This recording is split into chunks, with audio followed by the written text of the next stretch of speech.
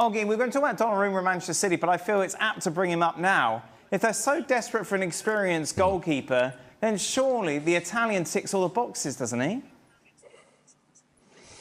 Yeah, but apart from the financial ones, big wages and a big fee, a fee of, around 30, 40 million pounds from PSG. So, wow. They looked at Donnarumma and they were priced out. They looked at Emi Martinez at Villa, but wanted to do it on loan. So, yes, they've spent a lot of money, but they've spent up now, United, so they have to get some money in. So that's why they went for Martinez on loan. They can't afford to do Donnarumma right now. City are waiting. He's like in a holding pattern because they want to get it done. Everything's all agreed, but they need to get Ederson out because they can't have Ederson, James Trafford and Donnarumma at the club. So, so far City have had like low bids from Galatasaray, like £3 million for Ederson. But I think Ederson won't stay at City to be on the bench. So I imagine that will happen this week. Ederson will leave and Donnarumma will come in.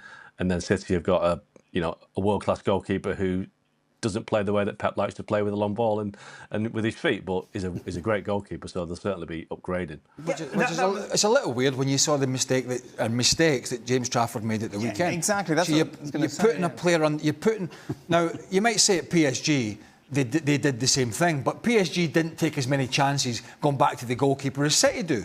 City players are happy to roll it across the 6-yard box willy-nilly. A big presence in goal. I suppose you're taking that chance with the fact that maybe you'll just make some good decisions. Was Joe Hart not an England goalie when he got rid of him? Yes. For that reason? Yeah. Oggy, answer us that riddle then. Why does a man who likes a goalkeeper who can play with his feet want Donnarumma?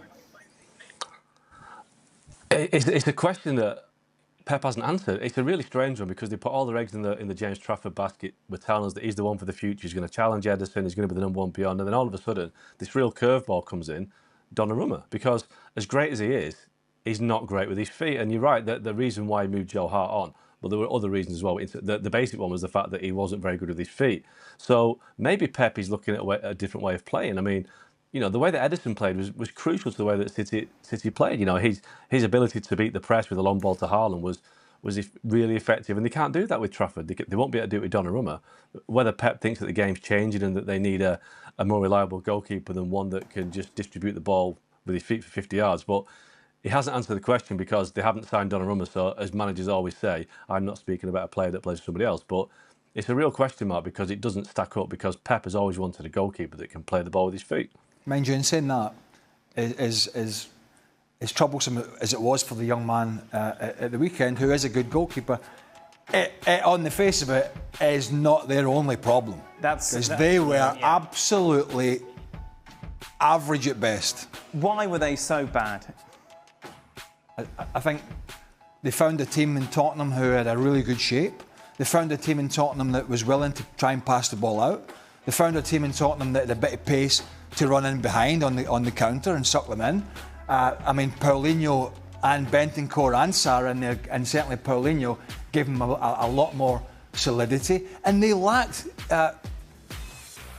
Man City lacked any A, pace to the game, and B, they lacked invention. Yeah.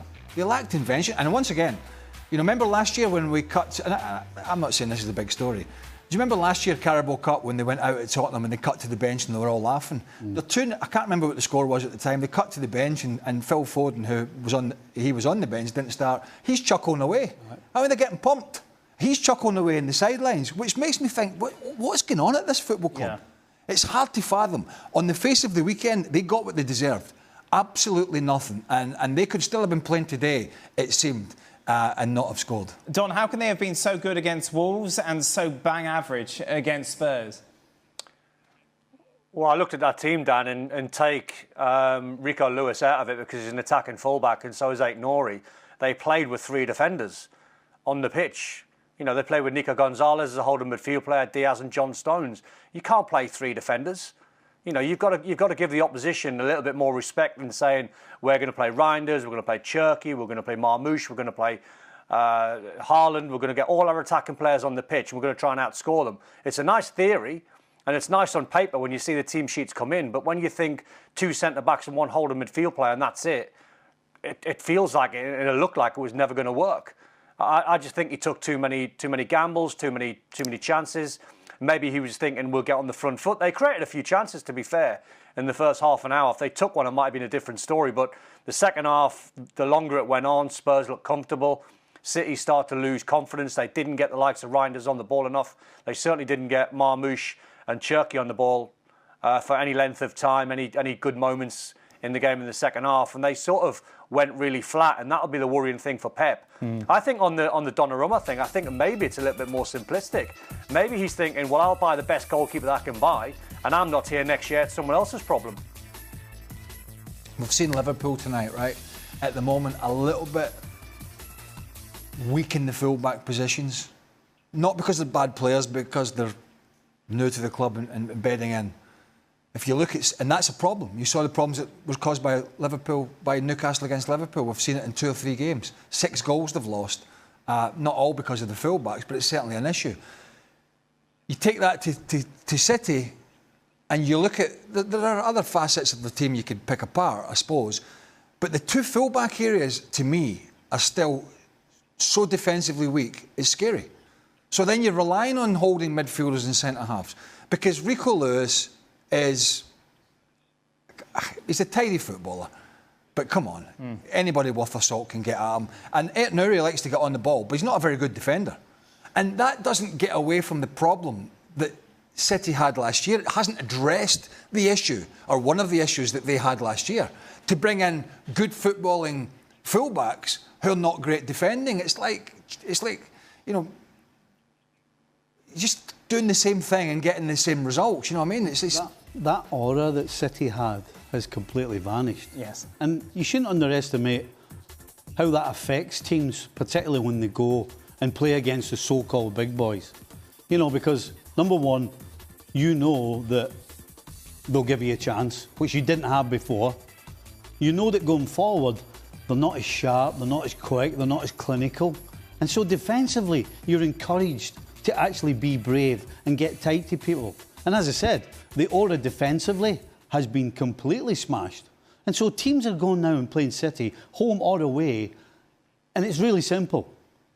We just sit tight, don't give them anything, and then when they cough it up, we know we're going to get at them. And it's really simple, and that's what teams are doing. It's exactly what Spurs did. But if you're weak in those positions, and it was one of the positions that he addressed when he first came to Manchester City, or he wanted to address, was the full-back positions, because he sees them as very important, because not only getting forward, but, you know, moving into the middle of the park and all that scenario, but you have to get back and defend as well. But when you're weak in those positions, you're asking centre-halves and midfielders to continually go over and cover, particularly centre midfielders, whether it be Gonzalez or Rodri when he's fit, because you're worried about them all the time. You're worried about their position. You're worried about them getting too far forward. And when you're dragging players out of the middle of the park to cover these sort of weaker areas, then teams are going to get more space and dominate you in the middle. And I'm just a little astonished at the type of player that Manchester City went out in the summer to bring into those areas, particularly the left-back area. It was kind of a like for like. Good footballers, bad defenders. And it just doesn't address the problem.